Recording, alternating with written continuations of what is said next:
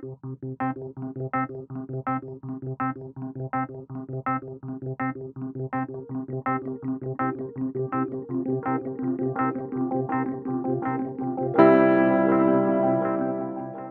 name is Ashley, and I have adult ADHD, Attention Deficit Hyperactivity Disorder. A few years ago, I can remember lying in bed at night, asking God, what is going on inside my head?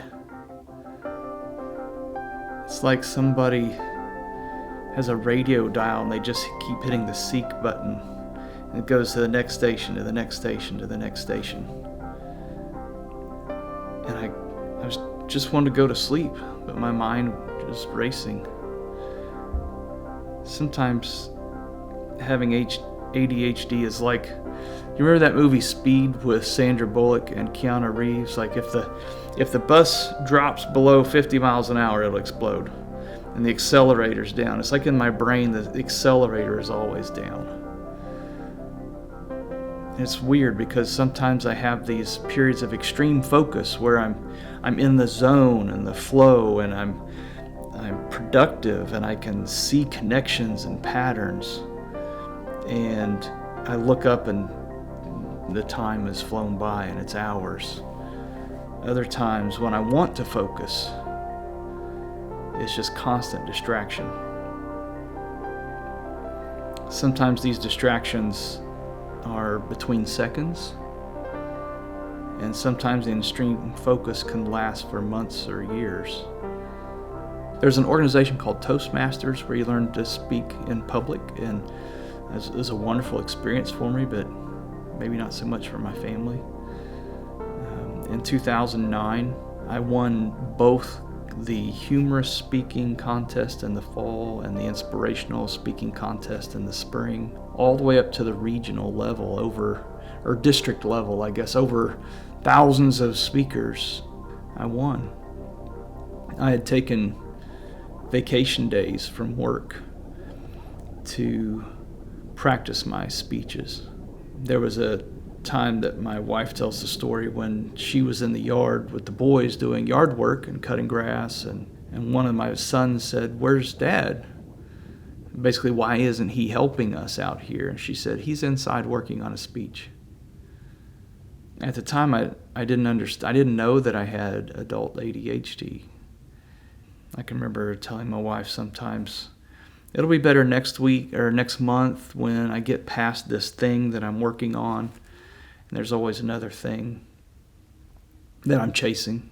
A few years ago, I noticed that I had this pattern where I would hit burnout every 8 or 10 months or so. I would just burn out.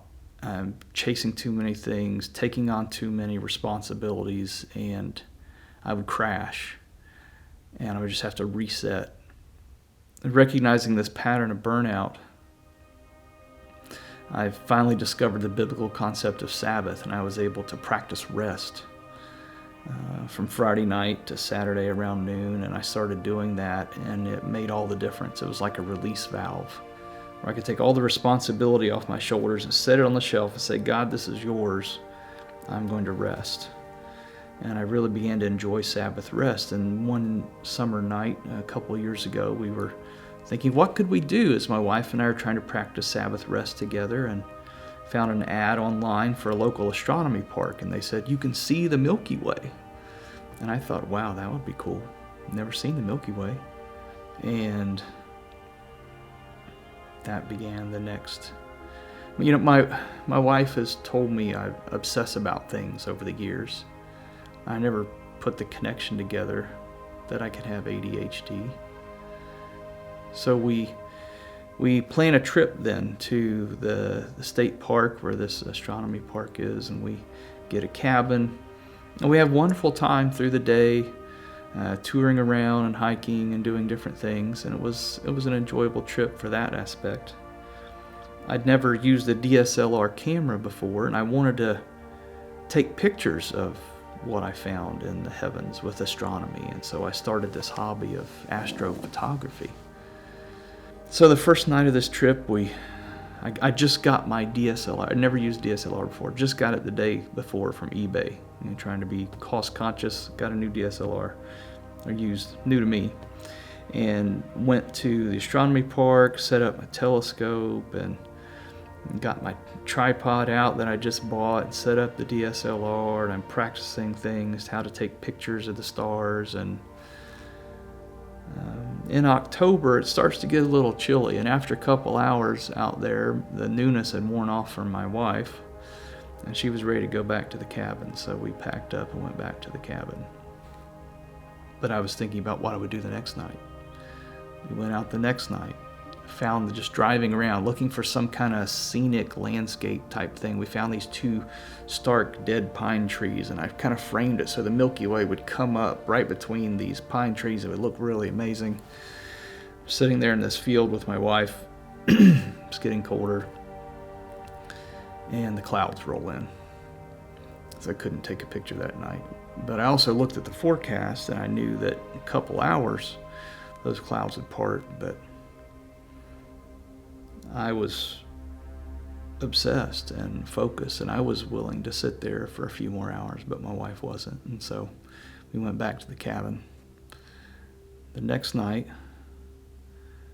I wanted to go back to the astronomy park and get some more pictures, and I told my wife that I loved her and that I would be back, and the look on her face said that she didn't feel loved as I was leaving that night.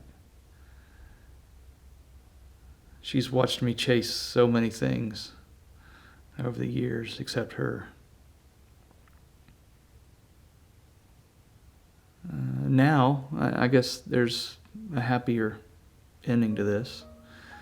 I got diagnosed with ADHD as an adult.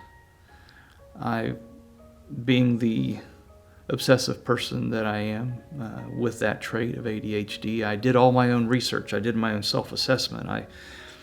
I read books, and then I went to a counselor with all my research and said, I think I have ADHD. Can you help me? Kind of made his job easier, I suppose, but he was able to give me some tips and things to try to cope. So things are better now for both me and my wife. We have an understanding about what ADHD is, how it manifests. I can check my own behavior now a little more. Impulse control is one of the things that you struggle with ADHD. A new idea pops in your head and you start chasing that idea rather than remaining focused on what's in front of you.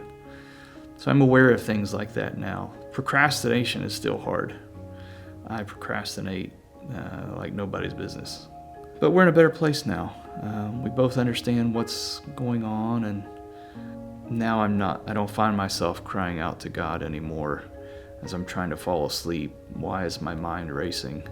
When those times do come occasionally, I can use those and work through those and not fight it and follow that flow. And sometimes it leads to something wonderful. So you might wonder, what does this really have to do with God? When I was reading about ADHD, one of the books that I read suggested that because of the impact sometimes on relationships, you should just consider divorce. A marriage is really the union of two sinners, two imperfect people coming together, and